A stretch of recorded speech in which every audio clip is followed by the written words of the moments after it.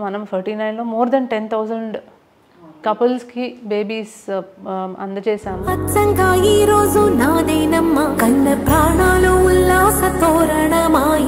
Treatment చేసి pregnancy కనుక నాకు రాకపోతే మా హస్బెండ్ వదిలేస్తారు అని చెప్తారు. కొంతమంది మా అత్తగారు మా హస్బెండ్కి సెకండ్ మ్యారేజ్ చేయడానికి రెడీగా ఉన్నారు.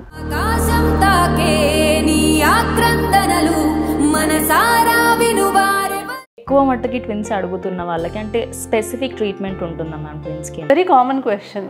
వాళ్ళకి నేను చెప్పేది ఒకటే, ట్విన్ ప్రెగ్నెన్సీ అంటే ఐఎమ్ నాట్ వెరీ హ్యాపీ. అంటే మేము ఇంట్లో చెప్తే ప్రాబ్లం అవుతుంది. చాలామంది ప్రెగ్నెన్సీ వచ్చిన తర్వాత ఫోటో దిగడానికి కూడా భయపడుతూ ఉంటారు. IVF చేయించుకుంటే అది ఎవరికన్నా చెప్తే వాళ్ళకి అది నామోషిలాగా.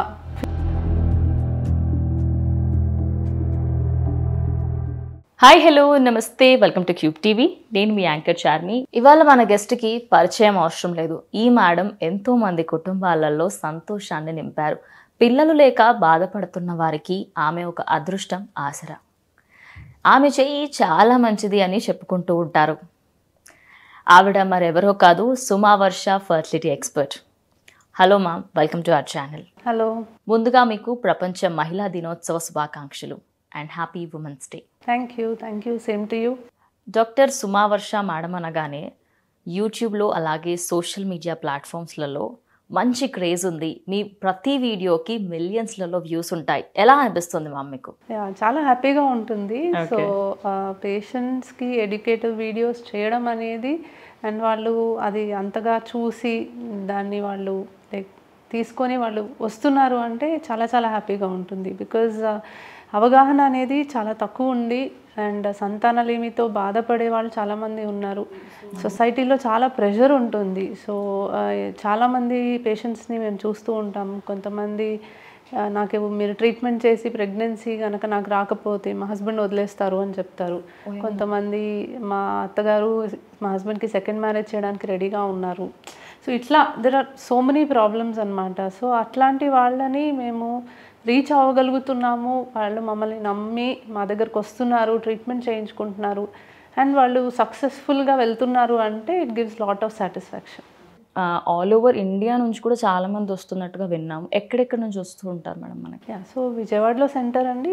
ఇక్కడ త్రూ అవుట్ ఆంధ్రప్రదేశ్ నుంచి అయితే చాలామంది వస్తారు, అండ్ ఈవెన్ ఫ్రమ్ బెంగళూరు, కొంతమంది చెన్నై, కొంతమంది ఒరిస్సా అటువైపు నుంచి కూడా వస్తూ ఉంటారు. So reach of the videos ఎక్కువే ఉంటుంది.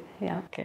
సో మేడం, చాలామందికి పేరెంట్స్ అవ్వని, చాలా ఇయర్స్ నుంచి అవ్వని వాళ్ళకి ట్విన్స్ కావాలి అని వస్తూ ఉంటారు.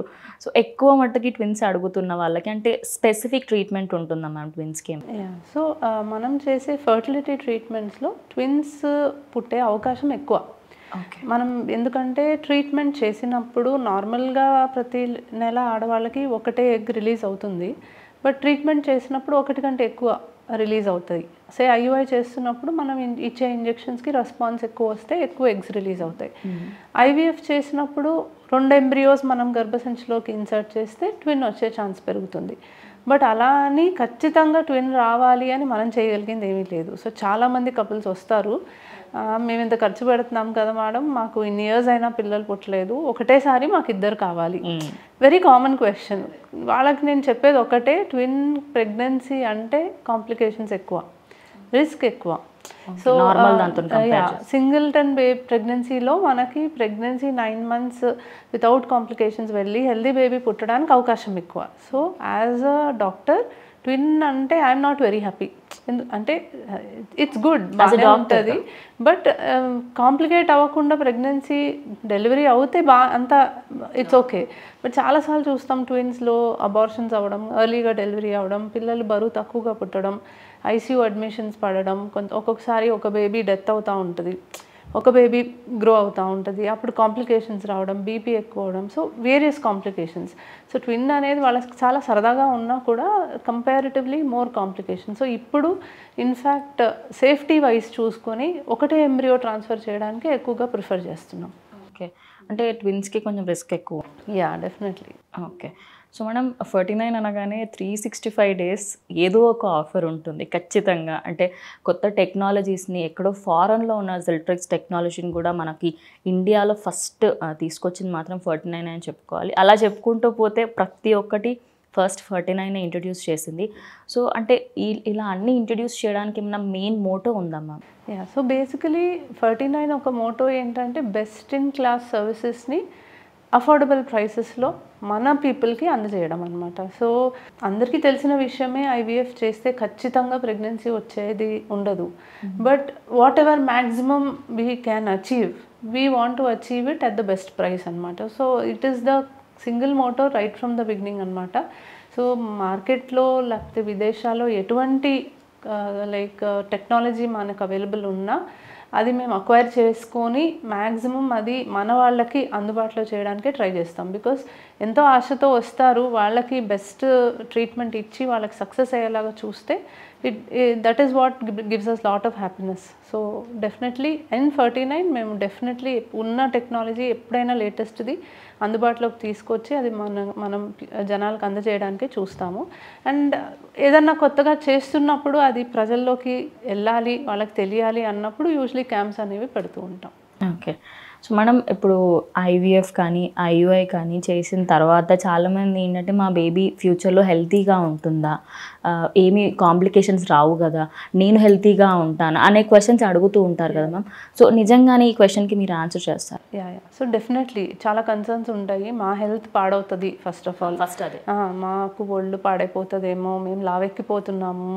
సో అది చాలామంది అంటూ ఉంటారు. అండ్ చాలా పెయిన్ఫుల్ ప్రొసీజర్, అన్ని ఇంజెక్షన్స్ తీసుకోవాలి, బేబీ ఎలా ఉంటుంది, మీరు బేబీని ల్యాబ్లో మీరు తయారు చేస్తున్నారు, సో ఆ తయారు చేసే విధానంలో ఏదైనా పొరపాటు జరుగుతుందా, హెల్దీగా పుడతారా, ఇవన్నీ చాలా common questions. But to be frank ఇప్పటి వరకు మనం 49లో మోర్ దెన్ 10,000 కపుల్స్కి బేబీస్ అందజేసాము. And it's is an absolutely safe procedure. ఈ తల్లికి కానీ బేబీకి కానీ ఎటువంటి ప్రాబ్లం వచ్చేది ఉన్నా కూడా మేము డెఫినెట్లీ దాన్ని ఆపుతాము. సో ఎంత సేఫ్టీ అనేది మాకు చాలా చాలా ఇంపార్టెంట్. ఎటువంటి సైడ్ ఎఫెక్ట్స్ అనేవి లేకుండా మనం ప్రోటోకాల్ కానీ మనం వాడే మెడికేషన్స్ కానీ మన ల్యాబ్లో సేఫ్టీ కానీ మెయింటైన్ చేయడమే మా మోటో. సో పెయిన్ అనేది పెద్ద విషయం కాదు, సైడ్ ఎఫెక్ట్స్ లేనివి మెడిసిన్సే మేము వాడతాము. ఎటువంటి ప్రాబ్లం ఎంబ్రియోకి కానీ పుట్టబోయే బేబీకి కానీ రాకుండా ఉండేలానే మా ల్యాబ్ మెయింటైన్ చేస్తాం. కాబట్టి అటువంటి సందేహాలు పెట్టుకోవాల్సిన అవసరం లేదు. డెఫినెట్లీ మీకు ఒక హెల్దీ బేబీ పుట్టాలనే మేము మా ప్రయత్నం చేస్తాం కాబట్టి అటువంటి భయాలు పెట్టుకోవాల్సిన అవసరం లేదు. ఓకే. సో మనం చాలామంది ఏంటి అంటే చాలా వింత క్వశ్చన్లతోని వింత డౌట్స్తో వస్తూ ఉంటారు. మా అత్తయ్యకి ఇప్పుడు ఐవీఎఫ్ అని తెలిస్తే తను ఇంట్లోకి రానివ్వదు ఇంకా, ఇలాంటివి మీరు కూడా వినుంటారు. ఓవరాల్ కెరియర్లో ఇలాంటివి ఏమేమి వస్తూ ఉంటాయి మేడం కంప్లైంట్స్?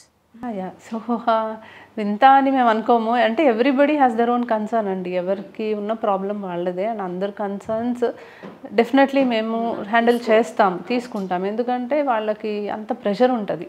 సో వాళ్ళకి అంత ప్రెషర్ ఉంటుంది, వాళ్ళతోటి మేము ఓపిక్గా ఉంటేనే ఏదైనా మేము కలిసి చేయగలం అనమాట. సో చాలా డౌట్స్ వస్తూ ఉంటాయి ఇట్లాగే. మేము ఇంట్లో చెప్తే ప్రాబ్లం అవుతుంది. చాలామంది ప్రెగ్నెన్సీ వచ్చిన తర్వాత ఫోటో దిగడానికి కూడా భయపడుతూ ఉంటారు. మీరు ఈ ఫోటో మీరు సోషల్ మీడియాలో పెడితే మాకు అందరికీ తెలిసిపోద్ది అని. అంటే వాళ్ళు ఐవీఎఫ్ చేయించుకుంటే అది ఎవరికన్నా చెప్తే వాళ్ళకి అది నామోషిలాగా ఫీల్ అవుతూ ఉంటారు. అంటే న్యాచురల్గా ప్రెగ్నెన్సీ రాలేదు అన్న మాట వస్తుంది, ఎవరిలోనో లోపం ఉంది అన్న మాట వస్తుంది, క్వశ్చన్స్ వస్తాయి, అవన్నీ మేము ఎందుకు ఫేస్ చేయాలి, ఇలాంటివి చాలా చాలా ఉంటాయి. But we understand their feelings, we respect their feelings. ఇప్పుడు డెఫినెట్లీ మేము చెప్తాము. అంటే దాని గురించి మీరు అంత అంత బాధపడాల్సిన అవసరం లేదు, మీరు ధైర్యంగా మీరు చెప్పుకోవచ్చు అని. బట్ ఎదుటి వాళ్ళు ఎలా రియాక్ట్ అవుతారు అనేది మన కంట్రోల్లో ఉండదు. సో అలాంటప్పుడు we just respect their feelings. కొంతమంది అడుగుతారు, మేము చెప్పుకోవడం ఇష్టపడట్లేదు, మేము చెప్పము. ఇప్పుడు చాలాసార్లు టెస్టిమోనియల్స్ అడుగుతాము, ఇప్పుడు రివ్యూస్ వాళ్ళు చెప్తూ ఉంటారు, కొంతమంది నో అంటారు. So we just respect their feelings. Because మనం ఏం చేస్తాము అనేది మన కంట్రోల్లో ఉంటుంది, బట్ వేరే వాళ్ళు ఏం మాట్లాడతారు అనేది డెఫినెట్లీ మన కంట్రోల్లో ఉండదు. కరెక్టే మ్యామ్ అది. అండ్ అలాగే ఇప్పటికీ కూడా అంటే ఇంత జనరేషన్ డెవలప్ అయ్యి మనకి ఇంత టెక్నాలజీ వచ్చినప్పటికి కూడా బాయ్స్లలో చాలామంది వాళ్ళ స్పర్మ్ ఇవ్వడానికి అనుకుంటారు, నా దాంట్లో ఏం ఫాల్ట్ ఉంటుంది, ఆ అమ్మాయిదే చెక్ చేయండి. ఈవెన్ ఇన్లాస్ కూడా మా కొడుకులో ఏం ఫాల్ట్ ఉంటుంది, మా కోడల్లోనే ఉంది అని చెప్పేసి ప్రతిసారి అమ్మాయినే అంటూ ఉంటారు. అసలు రేషియో ఎంత ఉంటుంది ma'am? So infertility almost equally చూస్తూ ఉంటామండి. కారణాలు అనేది మగవాళ్ళలో కానీ ఆడవాళ్ళలో కానీ ఈక్వల్గా చూస్తూ ఉంటాం. టు బీ ఫ్రాంక్ 30% ఆడవాళ్ళలో ప్రాబ్లమ్స్ ఉంటాయి, 30% మగవాళ్ళలో ప్రాబ్లమ్స్ ఉంటాయి, 30% ఇద్దరిలోనూ ప్రాబ్లమ్స్ చూస్తాం. సో అలా చూసుకుంటే ఈక్వల్గానే ఆల్మోస్ట్ చూస్తూ ఉంటాం. అండ్ ఇప్పుడు యాక్చువల్లీ చెప్పాలంటే మా దగ్గర వచ్చే కపుల్స్లో మగవాళ్ళల్లోనే ఎక్కువ ప్రాబ్లమ్స్ చూస్తున్నాం. అంటే మేబీ ఇప్పుడు మాకు as a tertiary care centre, ఇప్పుడు గైనకాలజిస్ట్ దగ్గర సినారియో వేరే ఉండొచ్చు. Tertiary care centre specialise treatment కావాలి అని వచ్చిన వాళ్ళల్లో మగవాళ్ళలోనే ఎక్కువ ప్రాబ్లమ్స్ చూస్తున్నాం. మేబీ అవగాహన పెరిగి వాళ్ళు ఎక్కువగా చూపించుకుంటున్నారు కాబట్టి అయ్యి ఉండొచ్చు. బట్ ఆడవాళ్ళే చూపించుకోవాలి అనేది మాత్రం ఖచ్చితంగా తప్పు. అండ్ మా దగ్గరకు వచ్చే ప్రతి కపుల్కి కూడా మేము అది కంపల్సరీగా కౌన్సిల్ చేస్తాం. ఇద్దరు కలిసి రావాలి, ఇద్దరికి మనం అన్ని పరీక్షలు చేయాలి, ఇద్దరు కలిపి మనం ట్రీట్మెంట్ ఇస్తే తప్ప అది జరగదు అని చెప్తాం డెఫినెట్లీ. సో మేడం, అంటే టెక్నాలజీ పెరుగుతున్న కొద్దీ మనం కొన్ని విషయాలలో భయపడాల్సిన సిచ్యువేషన్ వస్తుంది. ఏదో ఎక్కడో విన్నాము, ఈ ట్యాబ్లెట్ వేసుకుంటే నేను ఇంటర్కోర్స్ చేసేటప్పుడు ఐ కెన్ డూ బెటర్ అని చెప్పేసి కొన్ని క్రీమ్స్ వాడడము, ట్యాబ్లెట్స్ వేసుకోవడం ఇప్పటికీ చేస్తూ ఉంటారు. లైక్ ఎక్కడో చూస్తారు, అది వాడతారు, తర్వాత సైడ్ ఎఫెక్ట్స్ వచ్చినప్పుడు అప్పుడు డాక్టర్స్ దగ్గరికి వెళ్తూ ఉంటారు. అసలు ఇలాంటి క్రీమ్స్ అండ్ ట్యాబ్లెట్స్ సజెస్ట్ చేస్తారా మ్యామ్? సో కొన్ని ట్యాబ్లెట్స్ అండ్ క్రీమ్స్ ఉంటాయి. సో సెక్షువల్ డిస్ఫంక్షన్స్ అని అంటాం, అంటే హస్బెండ్ వైఫ్ కలయికలో ఎటువంటి ప్రాబ్లమ్స్ అన్నా ఉన్నప్పుడు, పర్ఫార్మెన్స్ లేకపోవడము, లేకపోతే ఇరెక్షన్, ఇజాక్యులేషన్ ప్రాబ్లమ్, అలా వేరియస్ ప్రాబ్లమ్స్, సెక్షువల్ డిస్ఫంక్షన్ ప్రాబ్లమ్స్లో మెడికేషన్స్ అనేవి ఉంటాయి. సో దాన్ని మిస్యూజ్ చేయడం అనేది జరుగుతుంది. అంటే ఎక్కువ ఇంట్రెస్ట్ రావడానికి కొన్ని మెడికేషన్స్ వాడటం కానీ, లేకపోతే రెగ్యులర్గా, అంటే ఇప్పుడు కొంతమందికి ఎవ్రీడే సెక్షువల్ యాక్టివిటీ ఇంట్రెస్ట్ ఉండకపోవచ్చు. సో ఆ మెడిసిన్ వాడటం వల్ల ఇంట్రెస్ట్ అనేది రావాలి అనేసి వాడటం కానీ, ఇలాంటివి జరుగుతూనే ఉంటాయి. సో కొన్ని మెడికేషన్స్ మాత్రం సజెస్టబుల్ కాదు. ఇప్పుడు టెస్టోస్టిరాన్ హార్మోన్ మనం మగవాళ్ళలో ఇస్తే సో వాళ్ళకి సెక్షువల్ డిజైర్ కానీ సెక్షువల్ పర్ఫార్మెన్స్ కానీ పెరుగుతుంది. బట్ టెస్టోస్టిరాన్ ఇవ్వడం వల్ల కణాల ఉత్పత్తి తగ్గుతుంది. సో టెస్టోస్టిరాన్ మనకి బీజం నుంచి ప్రొడ్యూస్ అయ్యే హార్మోన్, అది కనుక మనకి బాడీలో ఆల్రెడీ ఎక్కువ ఉంటే మెదడు నుంచి కొన్ని హార్మోన్స్ అనేవి సరిగ్గా సెక్రీట్ అవ్వక కణాల ఉత్పత్తిపై ప్రభావం పడుతుంది. So without any prescription, without any monitoring అవి వాడటం అనేది కరెక్ట్ కాదు. సో ఎలాంటి సెక్షువల్ ప్రాబ్లం ఉన్నా డాక్టర్ని సంప్రదించి మీకు ప్రాబ్లం ఏంటి అనేది కరెక్ట్గా వివరాలు చెప్పి దానికి తగ్గట్టుగా మెడికేషన్స్ రాయించుకొని, అండ్ కొన్ని మెడికేషన్స్కి కొన్ని సైడ్ ఎఫెక్ట్స్ కూడా వస్తాయి. ఇప్పుడు కొన్ని మెడికేషన్స్కి కార్డియాక్ ప్రాబ్లమ్స్ రావచ్చు. సో వాళ్ళు కొంచెం దూరం నడిచిన ఆయాసం రావచ్చు. సో ఇలాంటివన్నీ కూడా చూసుకోవాలి. సో ఎలా పడితే అలా ఏది పడితే అది వాడటం అయితే కరెక్ట్ కాదు. ప్రాబ్లం ఉంటే ఒక డాక్టర్ని కన్సల్ట్ అవ్వండి. మీకు ఏ డ్రగ్స్ సూటబుల్లో చూసి ఎంతకాలం వాడితే సేఫో చూసి మీకు ప్రిస్క్రిప్షన్ ఇవ్వడం జరుగుతుంది. ఓకే. సో మనం ఇది అమ్మాయిలు ఎక్కువ మట్టుకి అనడం వింటూ ఉంటాము, మా హస్బెండ్ ఎంత ట్రై చేసినా నేను సాటిస్ఫై అవ్వట్లేదు అని చెప్పేసి వాళ్ళు కంప్లైంట్స్ ఇస్తూ ఉంటారు. అండ్ అబ్బాయిలు కూడా ట్యాబ్లెట్స్ వేసుకోవడం, వయాగ్రా లాంటి ట్యాబ్లెట్స్ ఎక్కువ డోస్ తీసుకోవడము, అండ్ మళ్ళీ ఫ్యూచర్లో అబ్బాయి కొన్ని కేసెస్లలో ఇంటర్కోర్స్ చేసిన సమయంలోనే కొందరు చనిపోయిన సిచ్యువేషన్స్ కూడా మనం న్యూస్లో వింటూ ఉంటాము. అంటే ఎందుకు ఇంత సివియర్గా, అంటే అంత ఇంపార్టెంటా సాటిస్ఫాక్షన్ అనేది? సో సెక్షువల్ సాటిస్ఫాక్షన్ అనేది it's a different thing and it is something totally not related to fertility. That's a totally different scenario. So ఎక్కువ శాతం ఈ సెక్షువల్ సాటిస్ఫాక్షన్ అనేది మగవాళ్ళల్లో ఉంటుంది. ఆడవాళ్ళు ఎక్కువ శాతం దే ఆర్ ప్యాసివ్ అండ్ చాలా తక్కువ ఇన్స్టెన్సెస్లోనే వాళ్ళకి సెక్షువల్ సాటిస్ఫాక్షన్ రావడం అనేది కామనే. సో కొన్ని సందర్భాల్లో ఇప్పుడు నార్మల్ డెలివరీ అయ్యాక కింద వెజైనా అంత లూజ్ అయినప్పుడు అలాంటి సందర్భాల్లో ఆ సెక్షువల్ సాటిస్ఫాక్షన్ ఇంకొంచెం తగ్గడానికి అవకాశం ఉంటుంది. సో అప్పుడు మనం సమ్ కాస్మెటిక్ ప్రొసీజర్స్ చేసి టైట్నింగ్ లాంటివి చేసి we can help the ladies out. మగవాళ్ళల్లో అనేది it depends on many other things. ఇప్పుడు ఫోర్ ప్లే అని అంటాము, అలాంటివి చాలా ఉంటాయి. సో దానివల్ల మనకి సెక్షువల్ సాటిస్ఫాక్షన్ ఇంప్రూవ్ చేసుకోవడానికి అవకాశం ఉంది. కొన్ని మెడికేషన్స్ కూడా ఉన్నాయి. అగైన్ ఇవన్నీ కూడా మనము వితౌట్ ప్రిస్క్రిప్షన్ ఎట్లా పడితే అట్లా వాడటానికైతే ఉండదు. బికాజ్ చనిపోవడం అనేది యాజ్ ఐ టోల్డ్ యూ కొన్ని medications like Viagra cardiac problem ఉన్న వాళ్ళలో వాడితే కార్డియాక్ అరెస్ట్ రావడానికి కూడా అవకాశం ఉంది, సివియర్ ఇష్యూస్. సో కొంత దూరం నడిస్తేనే ఆయాసం వచ్చే వాళ్ళల్లో ఇలాంటిది ప్రిస్క్రైబ్ చేయకూడదు.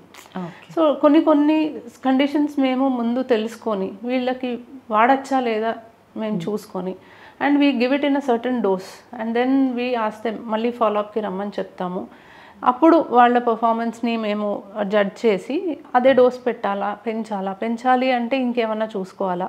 So without monitoring, without prescription ఎట్లా పడితే అట్లా వాడితే కాంప్లికేషన్స్ వచ్చే అవకాశం ఉంటుంది.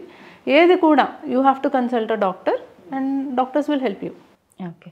కానీ మేడం అంటే ఓవరాల్గా మనము ఇప్పుడు చూసుకుంటే ఫుడ్ అనేది ఎక్కడా కూడా కెమికల్స్ లేకుండా అయితే ఏది ఉండట్లేదు. అండ్ ఈవెన్ ఫర్టిలిటీకి వెళ్ళిన తర్వాత కూడా 49కి వచ్చిన వాళ్ళకి అంటే ఫుడ్లో కూడా రెస్ట్రిక్షన్స్ ఏమైనా ఉంటాయా? బికాస్ కొందరికి హెల్త్ ఇష్యూస్ ముందు నుంచి ఉండడం వల్ల పీసీఓడి అనుకోవచ్చు, పీసీఓడి ఉండడం వల్ల చాలా హెల్త్ ఇష్యూస్ వస్తూ ఉంటాయి. వాళ్ళకి డైట్ అనేది ఏదైనా ప్రొవైడ్ చేస్తారా? సో ఐడియలీ డయట్ అనేది చాలా ఇంపార్టెంట్. మనకి హెల్దీ న్యూట్రిషియస్ ఫుడ్ తీసుకుంటే ఫర్టిలిటీ ప్రాబ్లమ్స్ రావు, వచ్చిన వాళ్ళల్లో కూడా ప్రెగ్నెన్సీ వచ్చే అవకాశం పెరుగుతుంది. సో డెఫినెట్లీ డయట్ కౌన్సిలింగ్ అనేది కంపల్సరీ అందరికీ చేస్తాం. So PCOD is a different story. పీసీఓడిలో వాళ్ళకి ఎక్కువ శాతం అధిక బరువు ఉంటారు. సో వాళ్ళకి weight loss is a concern. మనము వెయిట్ తగ్గడానికి డయట్ అనేది సజెస్ట్ చేస్తాం. అంటే కార్బోహైడ్రేట్స్ తగ్గించమని చెప్తాం, ప్రోటీన్స్ ఎక్కువ తీసుకోమంటాం, ఈ స్వీట్స్ షుగర్స్ కంప్లీట్లీ అవాయిడ్ చేయమంటాం, జంక్ అవాయిడ్ చేయమంటాం, ఫ్రెష్ ఫ్రూట్స్ అండ్ వెజిటబుల్స్ తీసుకోమంటాం. సో ఇది ఇంటర్మిటెంట్ ఫాస్టింగ్ లాంటివి చేయమంటాం, రెగ్యులర్ ఎక్సర్సైజ్. సో వెయిట్ లాస్కి definitely we have a separate diet అనమాట. అపార్ట్ ఫ్రమ్ దట్ జనరల్గానే ఫర్టిలిటీ ఎన్హాన్స్ చేయడానికి కూడా we suggest some diet.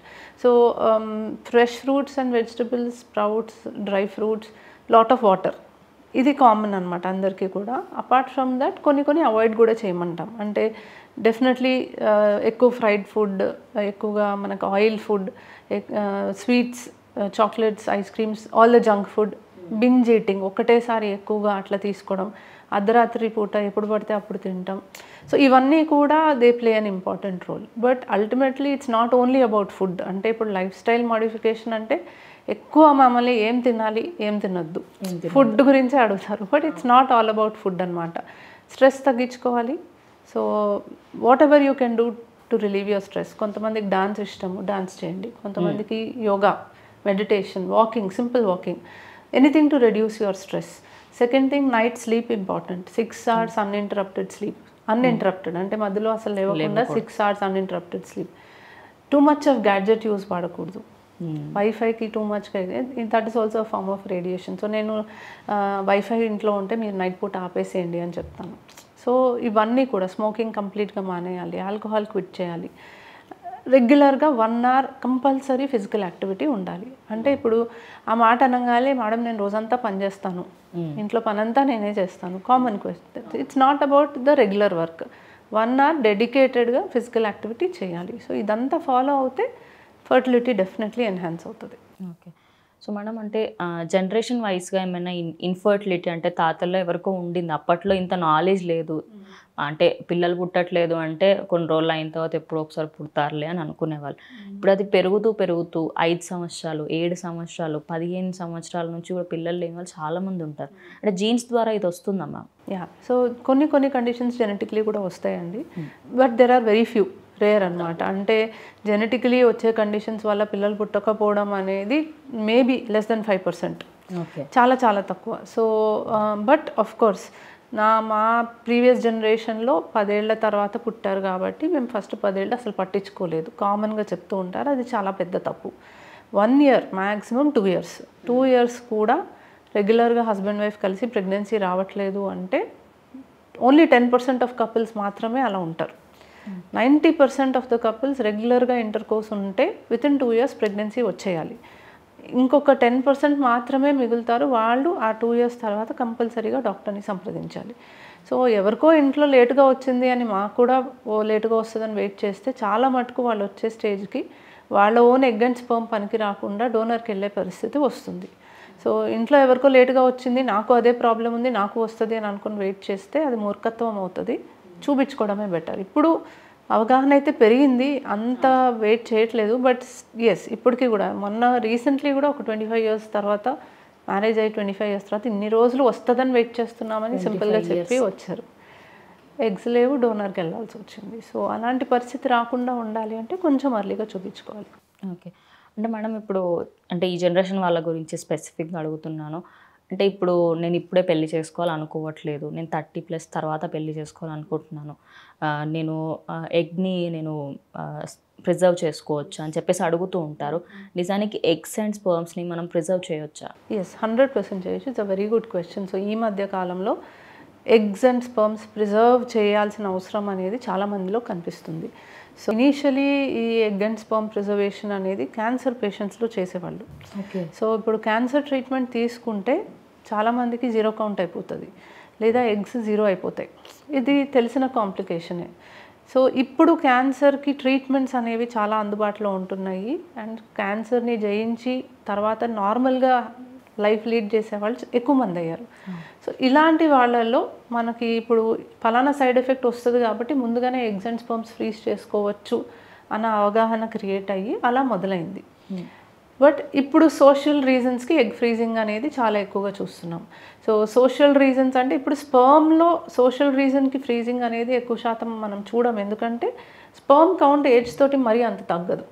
So even up to 45-50 years కూడా స్పర్మ్ కౌంట్ అనేది మోరలెస్ మెయింటైన్ అవుతుంది. ఎగ్ నంబర్ మాత్రం బాగా తగ్గుతుంది ఏజ్ అయ్యే కొద్దీ. So say for example 30 years అప్పుడు ఆ లేడీకి ఉన్న ఎగ్స్లో, లైఫ్ టైంలో ఉన్న ఎగ్స్లో 10% మిగులుతాయి. 40 yearsకి వచ్చేసరికి 2% ఆఫ్ ఎగ్సే మిగులుతాయి. It's a known fact. And 13 years నుంచి 40 yearsకి వచ్చే టైంకి ఆడవాళ్ళల్లో అవయవ లోపాలతో పుట్టే బేబీస్ శాతం కూడా పెరుగుతుంది. ఇదంతా ఏజ్ రిలేటెడ్.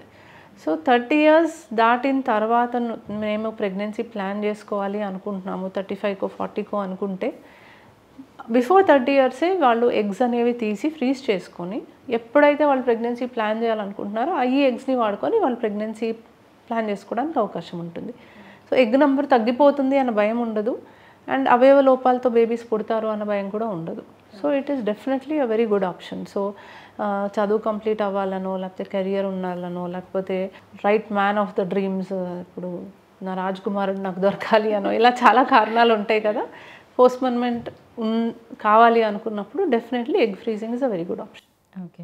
అంటే మేడం ఇప్పుడు మనకి మూవీస్లలో చూపిస్తూ ఉంటారు కదా, డోనర్ స్పర్మ్ తీసుకున్నాము, వేరే వాళ్ళు ఇచ్చారు అని చెప్పేసి.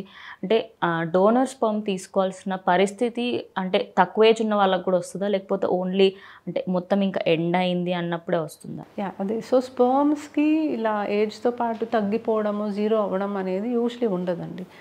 Age related change especially in the number ఎగ్స్లోనే వస్తుంది ఎక్కువ, స్పర్మ్స్లో ఎక్కువ చూడం. 0 కౌంట్ అవ్వడం అనేది మనం ఏ ఏజ్ గ్రూప్లో అయినా చూడొచ్చు. ఓకే. సో 0 కౌంట్ ఉండడానికి వేరియస్ రీజన్స్ ఉన్నాయి. జెనెటిక్ ప్రాబ్లమ్స్ కూడా ఉంటాయి. ఇప్పుడు కొంతమందికి జన్యుపరంగా కొన్ని లోపాలు ఉండడం వల్ల అసలు కణాల ఉత్పత్తి అనేది జరగదు. సో అలా ఉండొచ్చు. కొన్ని ఇన్ఫెక్షన్స్ వల్ల ఉత్పత్తి జరిగినా బయటికి రావడానికి ఆ మార్గం అనేది బ్లాక్ అయిపోయి 0 కౌంట్ రావచ్చు. సో యంగ్ ఏజ్లో కూడా 0 కౌంట్తో వచ్చే అవకాశం ఉంది. ఏజ్ అయ్యే కొద్దీ స్పర్మ్స్ తగ్గిపోయి 0 అవ్వడం కాదు. ఏ ఏజ్లో అయినా కొన్ని సందర్భాల్లో కొన్ని ప్రాబ్లమ్స్ వల్ల 0 కౌంట్ అవ్వడానికి అవకాశం ఉంది. వాళ్ళకి బీజం నుంచి కణాలు తీసి టెస్ట్ ట్యూబ్ బేబీ ద్వారా చేయొచ్చు. కాకపోతే కాస్ట్ వైజ్ వాళ్ళు పెట్టుకోలేరు అనుకుంటే డోనర్ ద్వారా ఐయుఐ చేసుకోవచ్చు. అంటే మనం ఇప్పుడు జనరేషన్స్ ముందుకు వెళ్తున్న కొద్దీ చాలామంది ఏంటి అంటే, అరే పిల్లలకి నేను ఇప్పుడు 30+ తర్వాతనే పెళ్లి చేసుకుందాం అనుకుంటున్నా, నేను ముందు పెళ్లి చేసుకోను. అండ్ 30+ తర్వాత పెళ్లి చేసుకున్న వాళ్ళకి ఎక్కువ అంటే చాలా వెరీ తక్కువ పాసిబిలిటీస్ పిల్లలు పుట్టడానికి అని అంటూ ఉంటారు. అండ్ యాజ్ ఎ డాక్టర్గా చెప్పండి, ఎగ్జాక్ట్ ఏజ్ ఏంటి పెళ్లి చేసుకోవడానికి? So right age of marriage is around 25 years for girls అండి, for girls. So but of course as I said there are so many career oriented women. Women's day సందర్భంగా మీరు interview చేసుకుంటున్నారు, and దాన్ని కూడా మనం ప్రోత్సహించాలి. బికాస్ ఆడవాళ్ళు కూడా మగవాళ్ళతో సమానంగా పనిచేయాలి, ఇండిపెండెంట్ ఉండాలి. It is very important. So I totally support that. But there are options now. అంటే ఇప్పుడు 30 years తర్వాత నేను మ్యారేజ్ చేసుకుంటాను అన్న క్లారిటీ ఉన్నప్పుడు ఎగ్ ఫ్రీజింగ్ చేసుకోవచ్చు అన్న క్లారిటీ కూడా ఉండాలి. చాలామందికి తెలుసు ఆప్షన్ ఉందని, బట్ భయపడతారు. అది ప్రొసీజర్ అంటున్నారు, అనస్థీసియా అంటున్నారు, అది సేఫ్ అయినా కాదా, చాలా ఎక్స్పెన్సివ్ ఏమో. ఇప్పుడు గూగుల్ చేస్తే అది డాలర్స్లో కనిపిస్తుంది ఎగ్ ఫ్రీజింగ్ ఛార్జెస్. వెస్ట్రన్ కంట్రీలో డాలర్స్లో ఉంటుంది, అది ఎక్కువగా గూగుల్లో కనిపిస్తుంది. సో యాక్చువల్లీ అంత ఎక్స్పెన్సివ్ కాదు, it is quite affordable and it is absolutely safe and it gives you the choice. అంటే నేను ఎప్పుడు కావాలంటే అప్పుడు తల్లి అవ్వచ్చు. So definitely it's a good possibility. But అలా కాకుండా న్యాచురల్గా ప్రెగ్నెన్సీ రావడానికి right age of marriage especially for the girls is 25 years. అంటే మేడం చాలామంది ఇలాంటి ప్రశ్నలు కూడా అడిగే ఉంటారు. లైక్ 49కి వచ్చి మేడం మేము ఐవీఎఫ్కి వెళ్ళాలి అనుకోవట్లేదు, మాకు పిల్లలు పుట్టట్లేదు, మేము న్యాచురల్గానే చేద్దాం అనుకుంటున్నాము, కానీ మా ఇద్దరికి ఎంత చేసినప్పటికీ అవ్వట్లేరు పిల్లలు. అంటే ఐవీఎఫ్ ఐయుఐ కాకుండా అంటే న్యాచురల్గా పుట్టాలి అంటే అట్లా కూడా మనకి టిప్స్ చెప్తూ అది ప్రతి ఒక్కళ్ళు అదే అడుగుతారు. ఎంత ప్రాబ్లం ఉన్నా మేము ఇది ప్రాబ్లం ఇది ట్రీట్మెంట్ అనగానే నాకు న్యాచురల్గా పుట్టాలి, మేము న్యాచురల్గా మీరు పుట్టిస్తారనే మీ దగ్గరకు వచ్చాము. It's a common thing. But of course వాళ్ళకున్న ప్రాబ్లం ఏంటి, దాని తీవ్రత ఏంటి, అసలు ఆ న్యాచురల్గా పుట్టడానికి అవకాశం ఏంటి అనేది నీట్గా ఎక్స్ప్లెయిన్ చేసి కౌన్సిల్ చేసి వాళ్ళకి ట్రీట్మెంట్ అనేది చెప్తాం. సో ఎవరికి ఏ కపుల్లో కూడా నేను మీకు న్యాచురల్గా ప్రెగ్నెన్సీ వచ్చే అవకాశమే లేదు అని అయితే చెప్పను. 0 count ఉంటే తప్ప ఇంకా వేరే ఏ సందర్భాల్లో అయినా కూడా అసలు లేదు అని చెప్పను. There is a very less chance, దీనికి ఇంతే అవకాశం ఉంది, ఇలా చేస్తే అవకాశం పెరుగుతుంది అనేది కౌన్సిల్ చేస్తే వింటారు. ఎవరికైనా ముందు యాక్సెప్ట్ చేయడం కష్టమే. ఇప్పుడు ఎవరికైనా న్యాచురల్గా ప్రెగ్నెన్సీ వస్తే దాన్ని ఆనందం వేరు. కాబట్టి మీకు ప్రాబ్లం ఉంది, మీకు ట్రీట్మెంట్ అవసరము అంటే they will not accept immediately. So కొంచెం వాళ్ళకి ఎక్స్ప్లెయిన్ చేసి వాళ్ళకి అర్థమయ్యేలా చెప్తే డెఫినెట్లీ వింటారు. సో మేడం కొన్ని మీ వీడియోస్ కింద కమెంట్స్లలో వచ్చిన కొన్ని క్వశ్చన్స్ తీసుకున్నాను. ఫస్ట్ అండ్ ఫార్మోస్ట్ థింగ్, ఈ క్వశ్చన్ చూడగానే నాకే ఓ మై గాడ్ ఇలా కూడా ఉంటారా అనిపించింది. లైక్ అదొక యూనిక్ క్వశ్చన్ అనిపించింది నాకు. తనకి ఫ్యామిలీ ఆపరేషన్ చేయించేసుకున్నారంట పర్సనల్ ప్రాబ్లమ్స్ వల్ల, కానీ తనకి ఉన్న బాబు ఎవరైతే ఉన్నారో ఆయన ఇప్పుడు లేడు. సో తను మళ్ళీ ప్రెగ్నెంట్ అవ్వాలి అనుకుంటుంది, పాసిబిలిటీ ఉంటుందా? డెఫినెట్లీ. సో ట్యూబెక్టమీ సర్జరీ తర్వాత చాలామంది కపుల్స్ మా దగ్గరకు వస్తారు. సో ముందు పిల్లలు పుట్టేశారు అని చెప్పి చేయించేసుకుంటారు, ఆ తర్వాత పిల్లలు చనిపోవడము లేదా హస్బెండ్ వైఫ్ విడిపోవడము, ఇంకో మ్యారేజ్ చేసుకోవడము, వాట్ ఎవర్ వేరియస్ సినారియోస్లో మళ్ళీ ప్రెగ్నెన్సీ కావాలి అని వస్తూ ఉంటారు. సో మనకి ట్యూబ్ అనేది important structure. Egg and sperm కలిసి ఫర్టిలైజేషన్ జరిగేది ట్యూబ్లో. మనం ట్యూబెక్టమీలో కావాలనే దాన్ని బ్లాక్ చేస్తాం ఫర్టిలైజేషన్ జరగకుండా ఉండడానికి. సో రీఆపరేషన్ చేయొచ్చు, మళ్ళీ ట్యూబ్స్ని జాయిన్ చేసి మళ్ళీ వాళ్ళకి న్యాచురల్గా ప్రెగ్నెన్సీ రావడానికి ట్రై చేయొచ్చు. రెండవది టెస్ట్ ట్యూబ్ బేబీ పద్ధతి ద్వారా ఆడవాళ్ళకి శరీరం నుంచి ఎగ్స్ తీసి భర్త స్పర్మ్తో కలిపి తయారైన ఎంబ్రియోని గర్భసంచిలో పెట్టచ్చు. సో ట్యూబ్తో సంబంధం లేదు కాబట్టి ఐవీఎఫ్ కూడా చేయొచ్చు. సో 2 ఆప్షన్స్ ఉన్నాయి, రీకానలైజేషన్ సర్జరీ కానీ ఐవీఎఫ్ కానీ. కపుల్ అప్రోచ్ అయినప్పుడు వాళ్ళకి ఆ లేడీకి ఇంతకుముందు నార్మల్ డెలివరీసా సిజేరియన్సా, ఇప్పుడు ఎగ్ నెంబర్ ఎలా ఉంది, స్పర్మ్ కౌంట్ ఎలా ఉంది, అవన్నీ చూసుకొని వాళ్ళకి ఏది బెటర్ అనేది సజెస్ట్ చేస్తాం. సో మేడం ఇప్పుడు అమ్మాయిలలో ఎక్కువ మంది ఏంటి అంటే నాకు పిల్లలు వద్దు, లైక్ కొన్ని రోజులు అయిన తర్వాత నేను బర్త్ అనేది ఆలోచిస్తూ ఉంటాను అనుకుంటారు. కానీ వీళ్ళకి సపోజ్ ఏదైనా ప్రాబ్లం వచ్చి 0 count అయిపోయింది అనుకోండి, అంటే ఇంకా పిల్లలు కావాలి అనుకుంటే అప్పుడు ఖచ్చితంగా డోనర్ ఆప్షనే ఉంటుందా, లేకపోతే మనం ఏమైనా ఇంకా ఆల్టర్నేటివ్ ఆప్షన్స్ ఏమైనా ఉంటాయా మనకి? సో 0 sperm count వచ్చాక వాళ్ళ ఓన్ స్పర్మ్స్ తోటి వాళ్ళ ఓన్ జీన్స్ రావాలి అంటే డెఫినెట్లీ ఆప్షన్స్ ఉన్నాయి. సర్జికల్ స్పర్మ్ రిట్రీవల్ అని అంటాము. సో బీజం నుంచి కణాలు అనేవి తీస్తాం సర్జరీ ద్వారా. ఇప్పుడు ఐవీఎఫ్ అనే పద్ధతిలో ఆడవాళ్ళకి ఎగ్స్ పెరగడానికి ఇంజెక్షన్స్ ఇచ్చి శరీరం నుంచి ఎగ్స్ తీస్తాం. అదేవిధంగా అదే టైంకి మగవాళ్ళకు కూడా బీజం నుంచి కణాలు తీసే ప్రాసెస్ అనేది ఉంటుంది. సో టెస్టిక్యులర్ స్పర్మ్ రిట్రీవల్ అంటాము. సో ట్రై చేయొచ్చు. కాకపోతే స్పర్మ్స్ అనేవి ఖచ్చితంగా దొరుకుతాయన్న గ్యారంటీ లేదు. కణాలు ఉత్పత్తి అవుతున్నాయి, బయటికి రావడంలో ఇబ్బంది ఉంది అంటే దొరికే అవకాశం ఎక్కువ. కణాలు ఉత్పత్తిలోనే ప్రాబ్లం ఉంది అంటే తక్కువ. సో హార్మోన్ టెస్ట్, స్కాన్, బీజం సైజ్ అవన్నీ చూసుకొని ఎంతవరకు మనం ఎక్స్పెక్ట్ చేయొచ్చు అనేది చెప్పి ప్రొసీడ్ అవ్వచ్చు. బట్ డోనర్ ఆప్షన్ కూడా మనం బ్యాకప్ కింద పెట్టుకోవాల్సి వస్తుంది. ఓకే. సో మనం ఇప్పుడు పీరియడ్స్ అనగానే చాలామందికి ఏంటి అంటే అమ్మో అన్న ఫీలింగ్, అంటే చాలా మటుకు పెయిన్స్ ఉంటాయి, కొందరికి చాలా రిలీఫ్గా ఉంటుంది, పెయిన్స్ ఉండవు చాలా తక్కువ. అండ్ ఆ టైంలో కూడా చాలామంది ఏంటి అంటే నాకు తొందరగా పిల్లలు కావాలి అని చెప్పేసి ఆ టైంలో కూడా సెక్స్ చేస్తూ ఉంటారు. అంటే పీరియడ్స్ టైంలో సెక్స్ చేయడము అంటే కరెక్టే అంటారా? సో పిల్లలు కావాలి అనుకున్న వాళ్ళు పీరియడ్ టైంలో సెక్స్ చేసినా it's not a possibility, because ovulation టైంలో ఇంటర్ కోర్స్ ఉంటేనే pregnancy is a possibility. So ovulation జరిగిన 15 డేస్కి ఒకవేళ ప్రెగ్నెన్సీ కనుక రాకపోతే పీరియడ్ వస్తుంది. ఆ టైంలో హస్బెండ్ వైఫ్ కలిసిన స్పర్మ్స్ మనకి అవైలబిలిటీ ఎంటర్ అవుతాయి, కానీ ఎగ్ అనేది ఉండదు. కాబట్టి pregnancy is first of all not a possibility. అంటే త్వరగా ప్రెగ్నెన్సీ రావాలి కాబట్టి పీరియడ్ టైంలో కూడా మేము కలవాలి అనుకోవడం తప్పు first thing. But for any other reason husband wife కలవాలి అంటే scientifically there is no problem.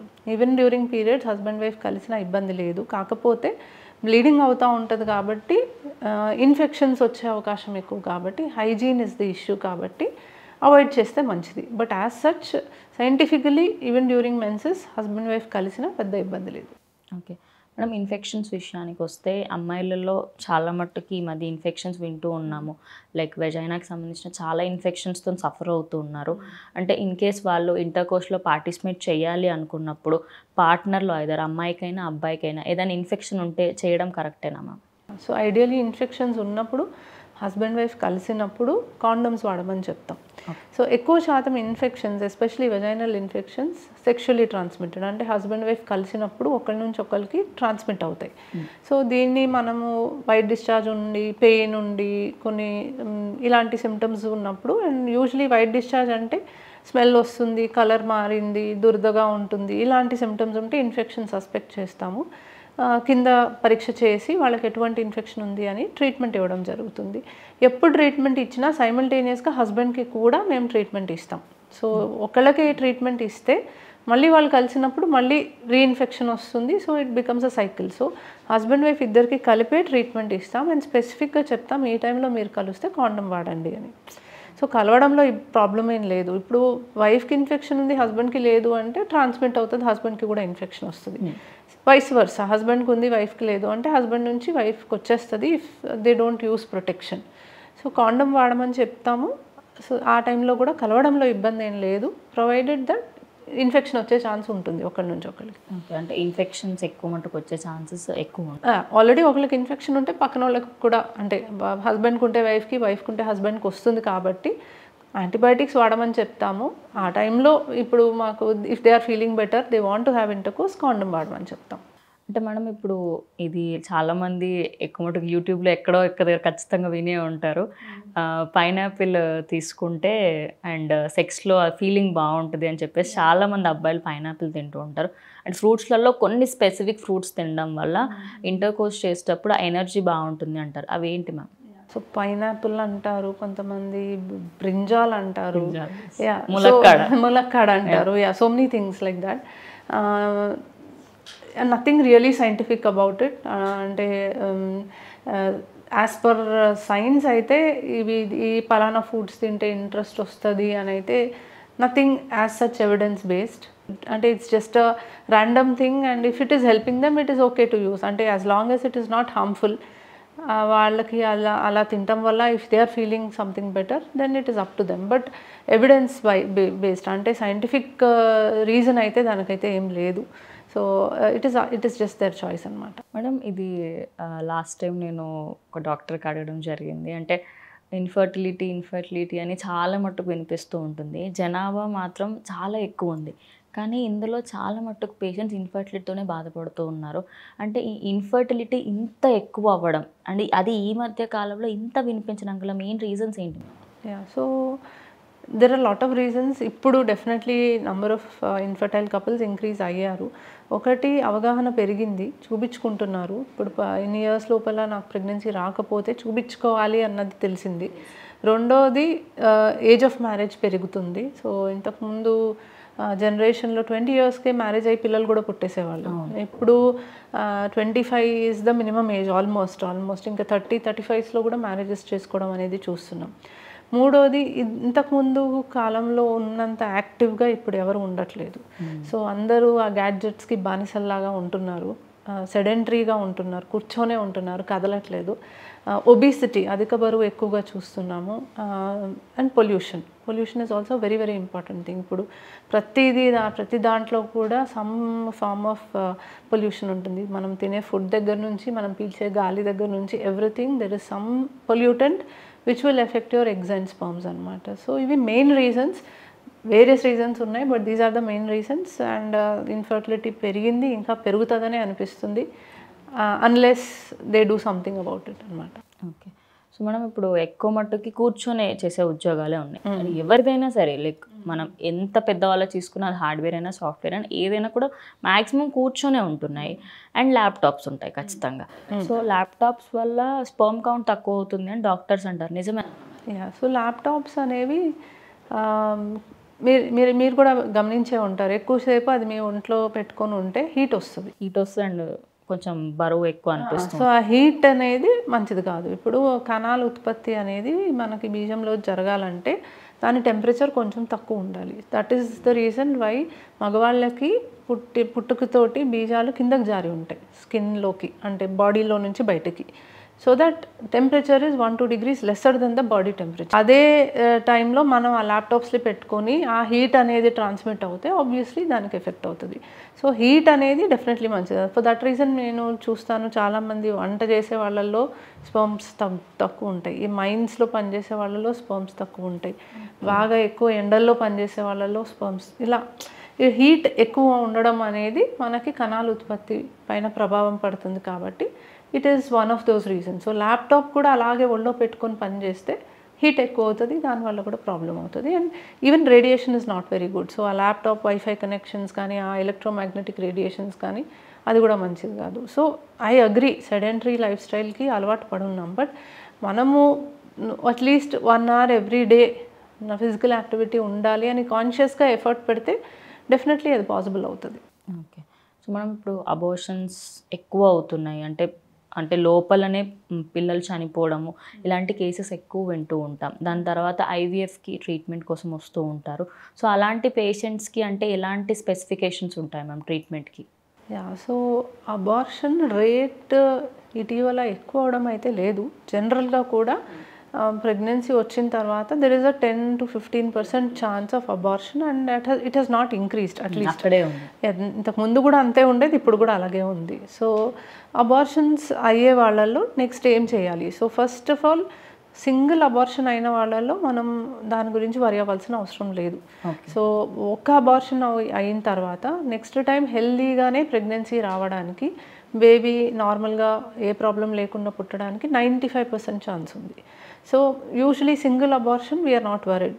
రెండోసారి కూడా రిపీట్ అవుతే then we have to investigate అనమాట.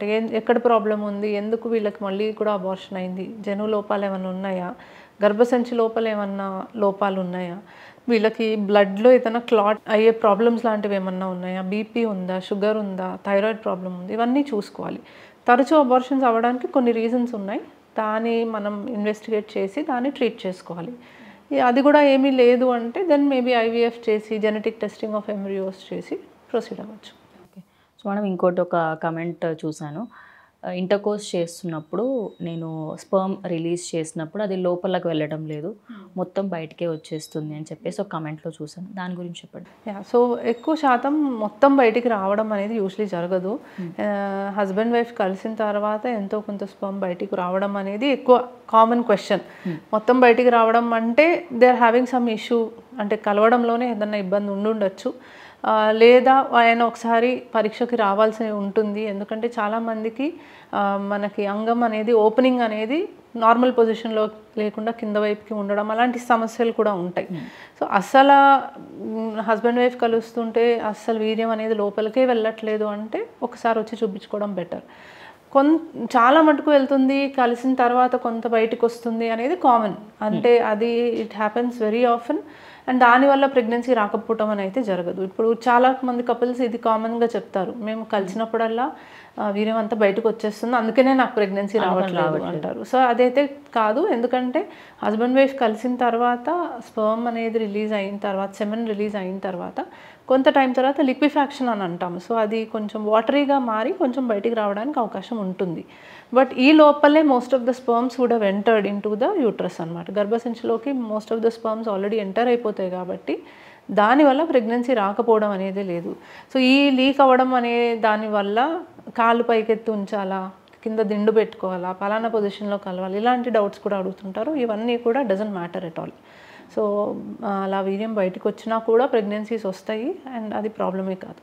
ఓకే మేడం, అలాగే దాని కన్సిస్టెన్సీని కూడా చూస్తూ ఉంటారు. అంటే వాటరీ కన్సిస్టెన్సీలో వస్తే మంచిది కాదంటూ ఉంటారు, అండ్ కొంచెం థిక్ కన్సిస్టెన్సీలో వస్తే ఇది కూడా మంచిది, అంటే కొన్ని కన్సిస్టెన్సీని బట్టి కూడా చెప్తూ ఉంటారు. సో కన్సిస్టెన్సీ అనేది ఆఫ్ కోర్స్ నార్మల్ కన్సిస్టెన్సీ కాదు అంటే there can be some problem, అంటే ఇన్ఫెక్షన్స్ ఉండొచ్చు, వేరే ఇంకేదైనా ప్రాబ్లం ఉండొచ్చు.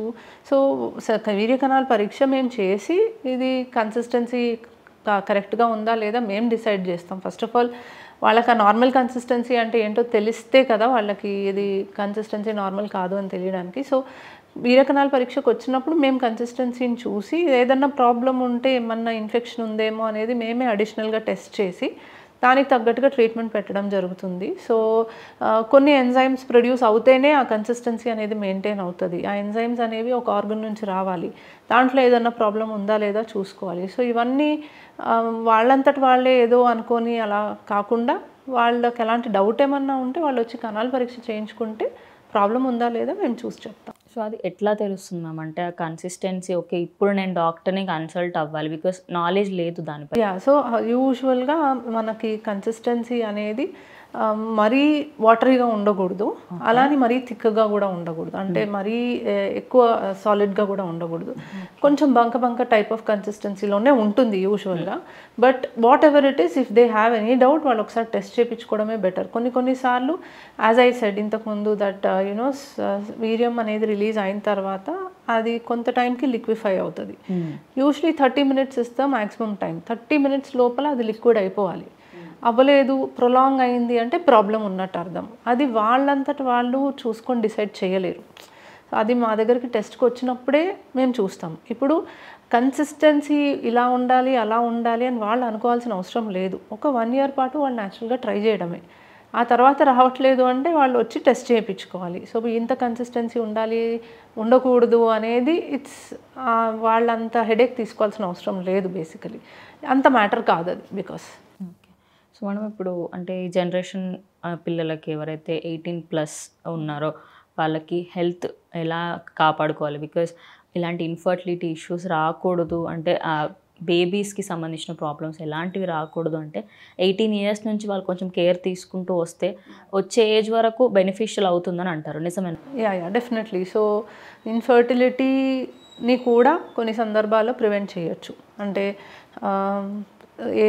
బేసికలీ ఏజ్ మనం బాగా కాన్షియస్గా ఉండాలి. పలానా ఏజ్ కల్లా వాళ్ళు మేనేజ్ చేసుకోగలిగితే వెల్ అండ్ గుడ్, లేదంటే ఎగ్ ఫ్రీజింగ్కి వెళ్ళిపోవడమే బెటర్ ఆప్షన్.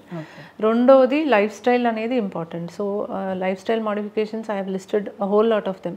అంటే హెల్దీ ఫుడ్ తీసుకోవడం, రెగ్యులర్ ఎక్సర్సైజ్ చేసుకోవడం, స్లీప్ సరిగ్గా ఉండడం, ఇవన్నీ హెల్దీ లైఫ్ స్టైల్ మెయింటైన్ చేయడం అనేది it is important from any age group for that matter. Smoking, alcohol లాంటి వాటికి ఎక్కువగా అలవాటు పడకూడదు. అండ్ ఇంకా చూసుకుంటే ఇప్పుడు మ్యారేజ్ అయింది, హస్బెండ్ వైఫ్ కలుస్తున్నారు, ఎటువంటి వైట్ డిశ్చార్జ్ని కూడా ఇగ్నోర్ చేయకూడదు.